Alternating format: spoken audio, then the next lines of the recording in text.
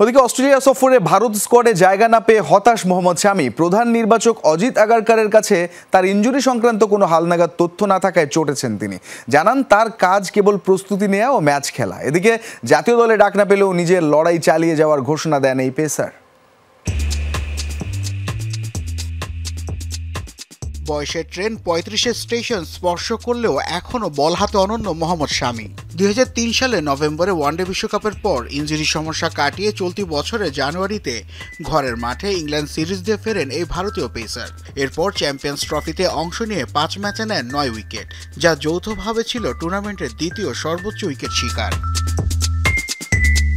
এমন ফর্মে থাকার পরও শামিকে বিবেচনায় রাখছেন না বিসিসিআই। নতুন করে পড়েননি ইনজুরিতে, নিয়মিতভাবে ঘরোয়া ও লঙ্গার ভার্সন ক্রিকেট খেলছেন তিনি।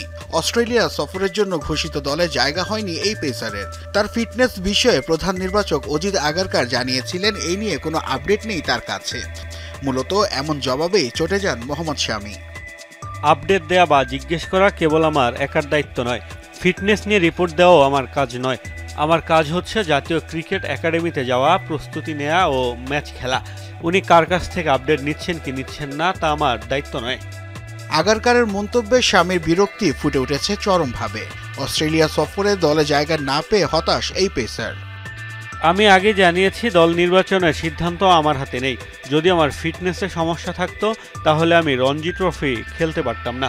যদি ৪ দিনের ম্যাচ খেলতে পারি তাহলে ওয়ানডেতেও খেলতে পারবো। ২০২৩ বিশ্বকাপে ২৪ উইকেট নিয়ে ভারতকে ফাইনালে তুলতে সাহায্য করেছিলেন মোহাম্মদ শামি। এরপর ইনজুরিতে পড়ে দারুণভাবে ফিরেও আসেন তিনি। তাই হার না মেনে চালিয়ে যেতে চান লড়াই। আমার কাজ লড়াই চালিয়ে যাওয়া।